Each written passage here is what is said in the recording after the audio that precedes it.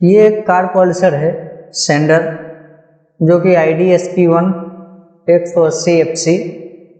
मैंने स्क्रीन पे model number दिखा दिया है। ये पूरा का पूरा खुला हुआ पार्ट्स है। अब इसका आर्मेचर है जो ये मैंने वाइंडिंग करवाया हुआ है। ये देख सकते हो वाइंडिंग का यहीं से फिनिशिंग, क्योंकि इस मॉडल नंबर का मुझे मेरे नज़दीकी एरिया में नहीं मिल रहा था, इसलिए मैंने इसको रिवाइंडिंग वाले से इसका वाइंडिंग करा दिया है। तो देख सकते हो आप आर्मेचर का फिनिशिंग और काफ़ी अच्छे से वाइंडिंग हुआ है। तो चलिए ये जो वाइंडिंग करा लेते हैं इसको इस कार पल्सर के अंदर हम डाल करके देखेंगे और देखेंगे कि इसका चलने में रिजल्ट कैसा है। ठीक है, तो सभी पार्ट्स खुला हुआ है इसका, और खोलने का मैं प्रोसेस बता देता हूँ। यहाँ से जो इसका ये गियर बॉक्स है पीछे मोटर हाउसिंग के साथ कनेक्ट रहता है, और यहाँ से इसका आगे का ये जो हाउसिंग है ये लगा रहता है। ठीक है, सबसे पहले इसका यहाँ से जो कार्बन ब्रश है इनको निकाल देना है दोनों साइड का। फिर यहाँ से इसके बाद में इस जगह पर ये जो आगे का हाउसिंग है इस तरह से फिट रहता है। इसके चारों स्क्रू जो है यहाँ से खोलना है और खोल करके इसको बाहर निकाल देना है। अभी इस हाउसिंग को इस तरह से आप बाहर निकाल दोगे, और इसके बाद में छोटे छोटे यहाँ पर अंदर इस जगह पर एक इस साइड में और एक इसके पीछे की साइड में, इधर की साइड में दो इसमें यहाँ पर स्क्रू लगे रहते हैं। इन दोनों स्क्रू को खोल देना रहता है।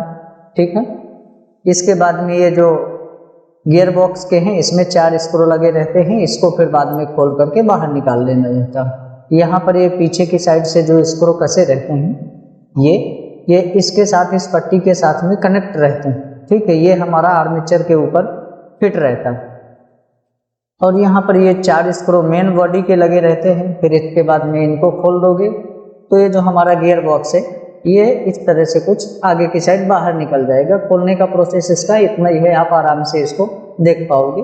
और यहाँ से इस तरह से आर्मेचर फिट रहता है, पीछे आर्मेचर को खींच लेना है तो जो हमारा आर्मेचर है वो बाहर निकल आता है।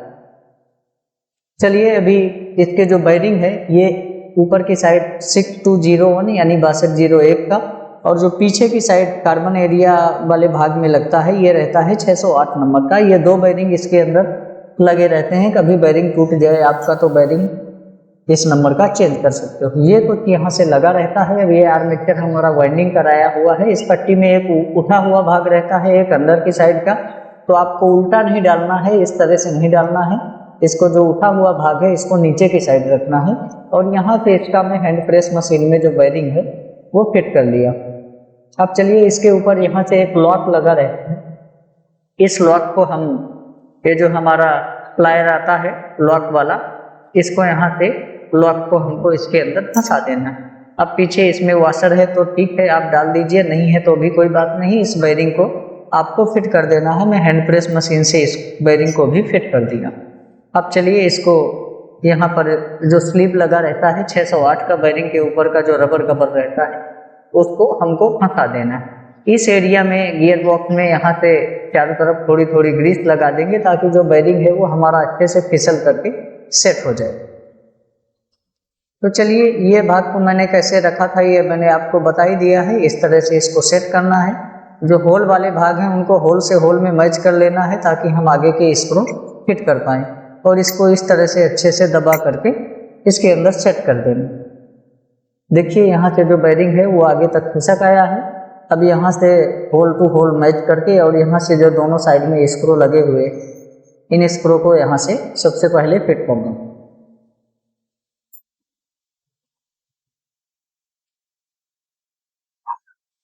चलिए मैं ये स्क्रू ड्राइवर ड्रिल मशीन से यहाँ से दोनों स्क्रू को फिट कर देता हूँ।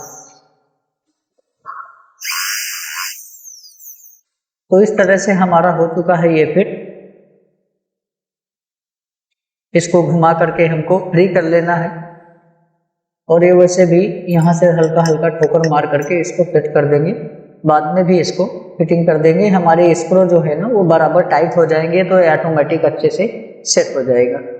ये जो स्लीव है इसको लगाने के बाद में इसके ऊपर थोड़ी थोड़ी ग्रीस लगा देते हैं ताकि जब हम इसको मोटर हाउसिंग में पीछे फिट करें तो ये बड़े आराम से सेट हो जाए।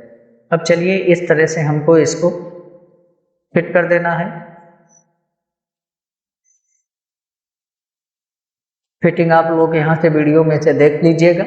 अब इसके जो 2 स्क्रू हैं आमने सामने के, हम एक बार टेस्टिंग करने के लिए यहाँ से 2 स्क्रू इसके फिट कर देते। चलिए अभी इसके जो कार्बन ब्रश हैं वो यहाँ से फिट कर देते हैं। इस तरह से हम लोग इसमें कार्बन ब्रश से वो डालेंगे। इसमें कार्बन ब्रश जो लगते हैं वो MT 410 मॉडल नंबर के लगते हैं। अगर आपको कार्बन में कोई डाउट हो तो आप MT 410 के कार्बन लेकर के डाल दीजिएगा। दोनों साइड के स्क्रू कसने के बाद में एक बार हम इसको यहाँ से थोड़ी टेस्टिंग कर लेते हैं। अब देखिए ये हल्का सा थोड़ी जाम जैसा लग रहा है, तो हम यहाँ से इस तरह से हल्का सा ठोकर मार देंगे चारों तरफ से, तो आर्मेचर अपनी जगह पर अच्छे से सेट हो जाएगा और ये बिल्कुल स्मूथ चलने लगेगा। तो देखिए चिंगारी वगैरह बिल्कुल भी कुछ नहीं है, और जो हमने आर्मेचर वाइंडिंग कराया है ये बिल्कुल एकदम सही तरीके से काम कर रहा है, बिल्कुल परफेक्ट काम कर रहा है। इसमें स्पीड कंट्रोलर भी लगा रहता है। मैंने काफ़ी पहले एक वीडियो डाला हुआ था स्पीड कंट्रोल वाला। तो चलिए अभी यहाँ पर फाइनली हम लोग थोड़ी थोड़ी यहाँ से ऑयल डाल देंगे इसमें, और नीडल बेयरिंग के अंदर भी यहाँ पर और चारों तरफ थोड़ी ऑयल इसमें डालने के बाद में, और इस गियर के ऊपर हम लोग कर देंगे यहाँ से ग्रीस का इस्तेमाल। इस तरह से बहुत ज़्यादा इसमें ग्रीस नहीं भरना है, साउंड नहीं करे और अच्छे से चलता रहे उतना ही ग्रीस डाला जाता है। अब इसको यहाँ से फिट कर देते हैं, और 4 जो हमारे इसके स्क्रू लगे हुए हैं इन स्क्रू को फिट कर देते हैं। दोस्तों वीडियो अच्छा लगे तो वीडियो को लाइक जरूर करना। चलिए अभी इसको चालू करते हैं। तो ये देखिए बिल्कुल परफेक्ट काम कर रहा है हमारा, और कोई भी इसके अंदर स्पार्किंग नहीं है। ये आर्मेचर पूरी तरह से स्वाइप हो चुका था। तो कुछ इसी तरह से इसमें आप आर्मेचर चेंज कर सकते हो, नया भी आर्मेचर इसी तरह से रिप्लेस कर सकते हो। अब मेरे एरिया में नहीं मिल रहा था तो मैंने तो इस आर्मेचर को फिर वाइंडिंग वाले से वाइंडिंग करा दिया है, और बहुत ही अच्छा वाइंडिंग किया है।